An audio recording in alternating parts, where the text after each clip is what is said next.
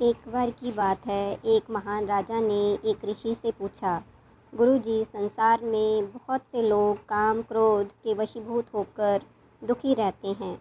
मैं ये जानना चाहता हूँ कि आपने आत्मा में ही परमानंद का अनुभव कैसे प्राप्त किया और कौन से गुरु ने आपको यह ब्रह्म विद्या का ज्ञान दिया।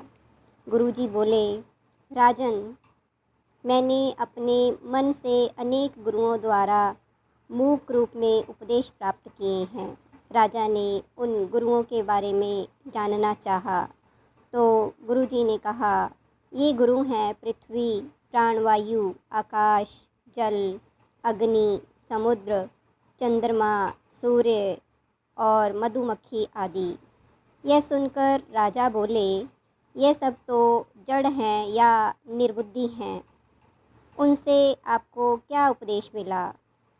गुरुजी ने कहा, यदि हम अपने अंतकरण को स्वच्छ बना लें तो इस विशाल प्रकृति से काफ़ी कुछ सीख सकते हैं। मैंने पृथ्वी से धैर्य और क्षमा की शिक्षा प्राप्त की।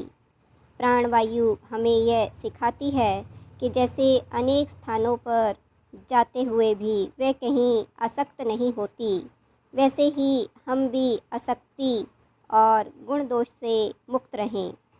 आकाश हर परिस्थिति में अखंड रहता है, वैसे ही हमको भी अखंड रहना है।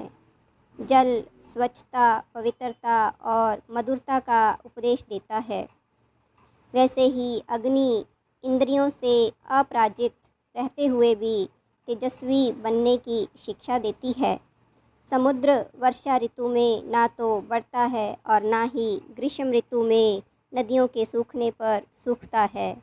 इससे हमें प्रेरणा मिलती है कि संसारिक पदार्थों की प्राप्ति पर ना तो खुश होएं और ना ही नष्ट होने पर ज़्यादा दुख मनाएं।